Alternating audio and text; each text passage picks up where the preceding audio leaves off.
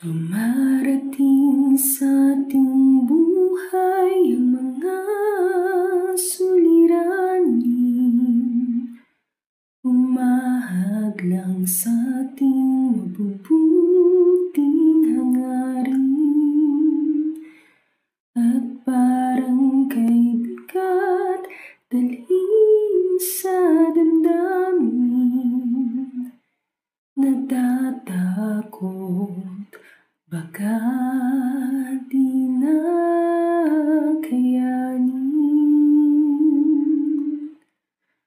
Ngunit nariyan ka laging nakaalalay, pumupuno sa aming mga pagkukulang, nagtatakip ng maraming mga kasalanan, pagkat pag-ibig mo'y wagas magpakailanman.